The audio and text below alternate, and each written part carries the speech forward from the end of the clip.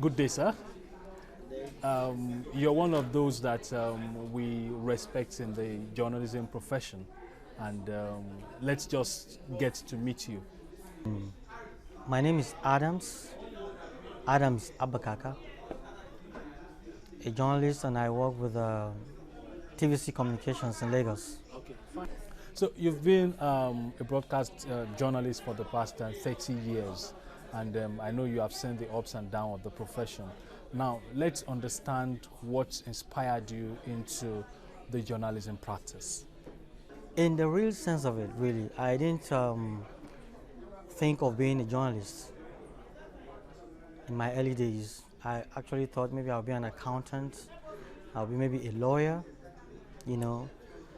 So after my secondary school, somehow, around 1985, 86, 87, I couldn't really go to university then, and somehow, I found myself going to a playground with my younger brother, who is in the arts. He's part of a drama group, and then the drama group, they are kind of, the producer of the drama group is a staff with NTA Jaws in Plateau State. So I just love going to watch them, play their game, and do other things. So there is this stage drama. They call it Kuyambana. Kuyambana is a politician who uses his money and influence to win everybody, and every step he takes was a win for him, until he came in contact with a young copper who had just come back from school to serve in that environment, and the young guy took him by the horns, and it was a great fight. Eventually, as young as the boy is, he won so much, but eventually, as the Nigerian political arena is, the money person always wins. So Kuyambana won, but it was a lesson. And the title of that drama then was The Wind of Change. So eventually, the guy was won back to Kuyambana's team, and instead of Kuyambana now corrupting the guy now made Kuyambana to become an excellent politician, which is what we dreamt to have for a long time, So it inspired me a lot. And you know what? I kept on coming and watching the drama. I kept on watching the stage drama. I loved it to the extent I understood and knew almost every line of every character. So this day, lucky day for me, really, I was just sitting down quietly watching, and there is the Kuyambana man, the main character playing Kuyambana now, did not come. So he now said, Adams, come and just read the lines out of the script so that they can master their lines, So it was a rehearsal. And I said, okay, well, I don't need to carry your script, sir. I can. He said, oh, really? He was so impressed too. I now gave the lines. Because while I was watching the guy, the original character, I knew that there are some things he didn't put in place. So when I came in as, a temporary or a replacement, not really a fully replacement, but at least somebody standing by for that character at that time, yeah, I gave him a wow. So he now loved me. But the challenge I had then was that he was always shouting, this is stage drama. You don't use microphones, so you need to speak out. Project. So if you are talking to the person you are talking to on stage, no, you are not really talking to humans. You are talking to the last person sitting in the audience. They taught us stage management and everything. And that is how I changed my mind from going into the accounting profession, and I had to go for theatre arts. And as I going to NTA, that is where we meet, behind the building where we rehearse. So somehow the producer now saw me and he said, you're a young guy, come. And he started, come and present the program, The New Generation. And that is how I became a TV presenter, even without knowing anything. And that was the beginning of my journey. I became a TV presenter. I worked with Lenscope Media. I worked with um, New Generation Theatre. I now worked with NTA. When I worked with NTA, eventually, I worked there for about 3-4 years. My fifth year, I had to go back to school again. So the role of a journalist.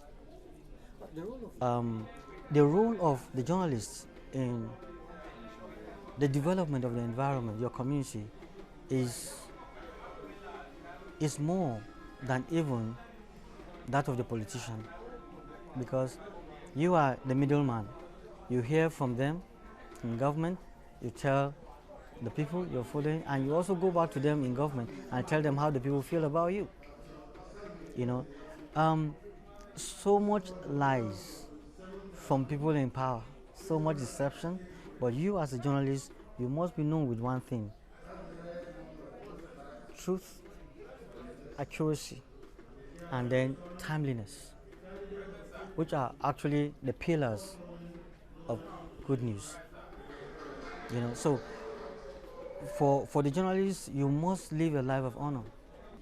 Let's give a scenario. You work in an organization in a broadcast media house, and you're a reporter and you're given an assignment to go and unravel an investigative report, and you discover that the culprit in that report is your principal.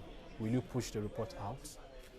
Really, it is being said that he that plays the piper dictates the tune.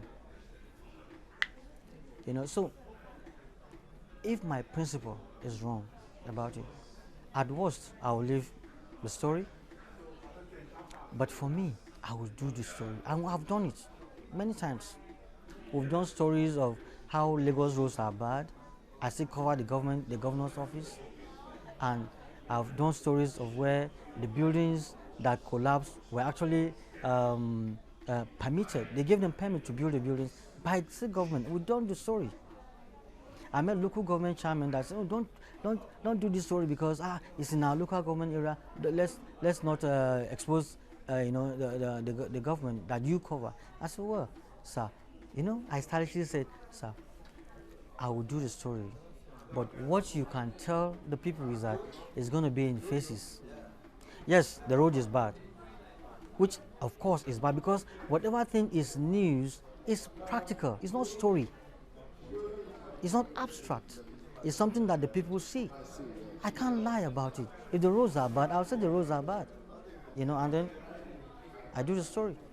Now you can now tell the people, we go do vox pop, feel the pulse of the community. How did we feel about this road? How did they feel about this and that, infrastructure and the rest thing? And we'll tell the government, this is how the people feel. And also we have an interview, sit down with them, hear their own version. Why is this road not done? The best thing, road 1, road 2, road 3 are already done. Road 4 is still under construction, but we are still coming to road 5. That's what we want to hear. I will do the story. Are you fulfilled?